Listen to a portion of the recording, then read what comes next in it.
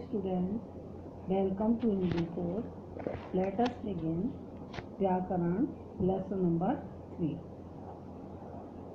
आज मैं आपको लेसन नंबर 3 में शब्द विचार पाठ पढ़ाऊंगी। शब्द विचार पाठ में आप शब्दों पर विचार करेंगे कि शब्द कैसे बनते हैं और शब्दों के प्रकार कितने हैं, भेद कितने हैं। तो बच्चों याद रखो कि वर्णों के मेल से शब्द बनते हैं। भाषा की महत्वपूर्ण इकाई शब्द हैं। शब्दों के माध्यम से ही हम अपने विचारों को दूसरों के सामने प्रकट करते हैं। जब भी हम किसी से बात करते हैं तो हम शब्दों का प्रयोग करते हैं। उदाहरण के लिए यदि कोई दो व्यक्ति टेलीफोन पर बातचीत करते हैं तो वे शब्दों के माध्यम से ही बातचीत करते हैं। यहाँ चित्र जो दिया गया है उसे ध्यान से देखिए। इस चित्र में एक दूसरे का हाल दो दोस्त पूछ रहे हैं। उदाहरण के लिए नीचे देखिए और समझिए। राहुल खेल रहा है, विशाल स्कूल जाता है, तमन्ना समाचार सुनती है। इन वाक्यों में अनेक शब्दों का प्रयोग किया गया है।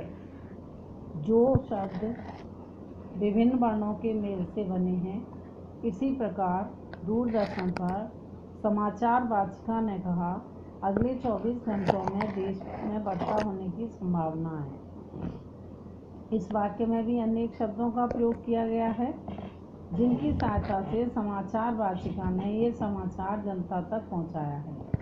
अतः शब्दों के माध्यम से ही हम अपने मन के भावों को दूसरों के सामने लिखकर या बोलकर प्रकट करते हैं। हम जो कुछ भी बोलते लिखते हैं उसका एक अर्थ होता है। शब्द छोटा या बड़ा अपना अर्थ जरूर रखता है। एक या एक से अधिक वर्णों के समूह का अर्थ होता है, उसे शब्द कहते हैं। शब्द की अब डेफिनेशन देखिए। वर्ण या वर्णों का समूह जिसका अपना अर्थ होता है उसे शब्द कहा जाता है। शब्दों के अब भेद समझेंगे आप। शब्द के भेद शब्दों का वर्गीकरण 4 आधारों पर किया जाता है। नंबर 1 उत्पत्ति के आधार पर, नंबर 2 रचना के आधार पर, नंबर 3 प्रयोग के आधार पर और नंबर 4 अर्थ के आधार पर। अब आप उत्पत्ति के आधार पर शब्द भेद देखेंगे। हिंदी भाषा में शब्दों की उत्पत्ति 4 प्रकार से हुई है। इस आधार पर शब्दों को 4 भागों में बांटा गया है। पहला है इसमें तत्सम शब्द। हिंदी भाषा का जन्म संस्कृत भाषा से हुआ है, इसलिए ही संस्कृत के अनेक शब्द उसी रूप में हिंदी में प्रयोग किए जाते हैं और इन्हें तत्सम कहा जाता है। जैसे वायु, सूर्य, अग्नि, बानर, भिक्षा, सर्प, वर्ष आदि। तद्भव शब्द ऐसे शब्द जो अपने थोड़े से रूप परिवर्तन के साथ हिंदी में प्रयोग किए जाते हैं, उन्हें तद्भव शब्द कहते हैं। ये मूल रूप से शब्द तो संस्कृत के ही होते हैं, पर इनमें थोड़ा परिवर्तन किया जाता है। जैसे घर, संस्कृत में गृह शब्द का घर है। सांप, संस्कृत के सर्प शब्द से सांप है। दूध, घी, कुआं आदि। तत्सम व तद्भव शब्दों की जो नीचे तालिका दी हुई है, इस तालिका को आप खुद पढ़ेंगे और पढ़ करके याद करेंगे। देख लीजिए, सीधा सीधा जैसा लिखा है वही आपको पढ़ना है।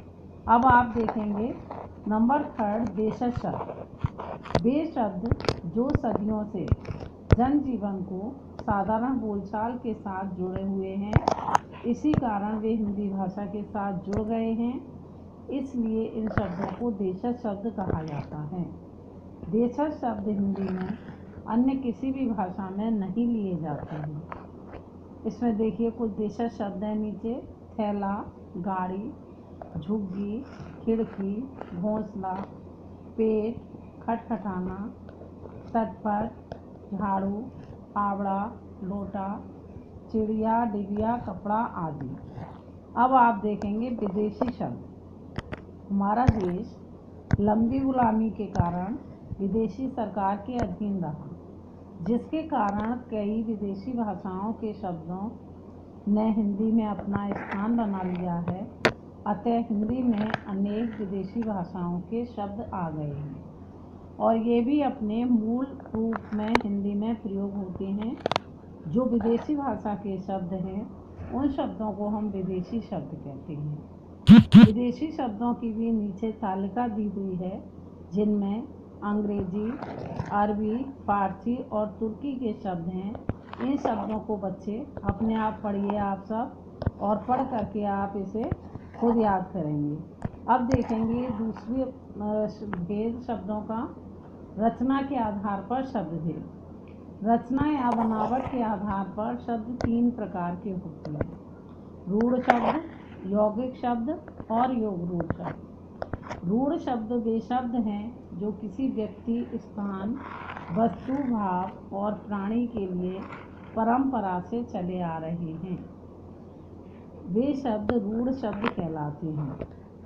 इन शब्दों के टुकड़े नहीं किए जा सकते। अगर इन शब्दों के टुकड़े किए जाएंगे तो फिर इनका कोई अर्थ नहीं रहेगा। जैसे कुछ रूढ़ शब्द दिए हुए हैं, हाथ, अगर इन टुकड़े करना चाहेंगे तो अलग अलग वर्ण बन जाएंगे ये, पैर आदि। अब आप देखेंगे यौगिक शब्द। यौगिक शब्द वे शब्द जो 2 या 2 से अधिक स्वतंत्र शब्दों के मेल से बनते हैं, उन्हें यौगिक शब्द कहा जाता है।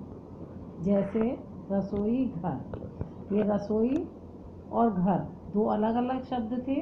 खाना बनाने की जगह रसोई है, और रसोई में जहाँ खाना बनता है उस जगह को रसोई घर कहते हैं। तो ये 2 शब्दों के योग से बने होने के कारण ये शब्द यौगिक शब्द हैं। इसी प्रकार से आप देखेंगे कार्यालय है, इसी प्रकार से विद्यालय। यौगिक शब्दों के प्रत्येक खंड का अपना अर्थ होता है। अब आप देखिए योग रूढ़ शब्द। योग रूढ़ शब्द हैं वे शब्द जिनका अर्थ परंपरा से किसी विशेष रूप में प्रचलित है, विशेष अर्थ के रूप में प्रचलित है, वे शब्द योग रूढ़ शब्द कहलाते हैं। जैसे नीलकंठ, दशानन, पीताम्बर आदि। नीलकंठ का सामान्य अर्थ है नीलकंठ वाला, यानी नीले गले वाला, और इसका विशेष अर्थ है शिव। शिव जी का ही नाम नीलकंठ भी है। इसी प्रकार से कई अन्य शब्द हैं, हिमालय, चिड़ियाघर, चक्रधर आदि। अब तीसरे नंबर पर देखेंगे आप प्रयोग के आधार पर शब्द भेद। प्रयोग के आधार पर शब्द के निम्नलिखित 2 भेद हैं: विकारी शब्द और अविकारी शब्द। विकारी शब्द पहले देखिए, वे शब्द जो भाषा में प्रयोग किए जाने वाले लिंग, वचन और कारक के कारण अपना रूप बदल देते हैं, विकारी शब्द कहलाते हैं। जैसे लड़का, लिंग परिवर्तन हुआ तो लड़की हो जाएगा। लड़का, वचन परिवर्तन हुआ तो लड़का का लड़के हो जाएगा। लड़के, कारक का प्रयोग किया तो लड़के के लिए। इसी प्रकार विकारी शब्दों के 4 भेद होते हैं: संज्ञा के कारण, सर्वनाम के कारण और विशेषण और क्रिया के कारण शब्दों के अंदर विकार उत्पन्न होता है। अब अविकारी शब्द, ऐसे शब्द जिनको वाक्यों में प्रयोग करने पर लिंग, वचन और कारक में कोई परिवर्तन नहीं आता है। जैसे बूढ़ा धीरे धीरे चलता है, बूढ़े धीरे धीरे चलते हैं, बूढ़ा ने धीरे धीरे चला। यानी यहाँ जो धीरे धीरे शब्द दिया हुआ है इसमें कोई भी परिवर्तन नहीं आया। चाहे हमने बूढ़ा करके लिख के देखा या फिर हम बूढ़े शब्द इसका बहुवचन बना लिया, अथवा लास्ट में बूढ़ों ने धीरे धीरे चला, तीनों ही स्थिति में धीरे धीरे शब्द में कोई परिवर्तन नहीं आया, अतः यह अविकारी शब्द कहलाते हैं। अविकारी शब्दों के 4 भेद हैं: क्रिया विशेषण, संबंध बोधक, समुच्चय बोधक और विस्मयादि बोधक। अब आप चौथा लास्ट शब्दों का भेद पढ़ेंगे, अर्थ के आधार पर शब्द भेद। अर्थ के आधार पर शब्दों के निम्नलिखित भेद हैं, 4 भेद हैं इसके भी। एकार्थी शब्द, जिन शब्दों का केवल एक ही अर्थ होता है उन्हें एकार्थी कहा जाता है, जैसे पुस्तक, बिल्ली, नमस्ते आदि। अनेकार्थी, ऐसे शब्द जिनके एक से अधिक अर्थ होते हैं तो उन्हें एक अनेकार्थी शब्द कहा जाता है, जैसे पत्र, वर्ण, तृण आदि। पर्यायवाची शब्द, समान अर्थों वाले शब्दों को पर्यायवाची शब्द कहा जाता है, जैसे पानी, जल, नीर, बारिश, सूरज, भानु, दिनकर, सूर्य आदि। अब लास्ट इसका भेद है विलोम शब्द। जो शब्द किसी शब्द का विपरीत अर्थ बताते हैं, उल्टा अर्थ बताते हैं, उन्हें विलोम शब्द कहा जाता है, जैसे अपना, पराया, अच्छा, बुरा, दिन, रात। तो बच्चों, इस प्रकार से आपने ये पूरा लेसन समझ लिया है। बाद में इस लेसन के प्रश्नोत्तर तथा एक्सरसाइज आपको कराई जाएगी, उसको आप ध्यान से करेंगे। धन्यवाद।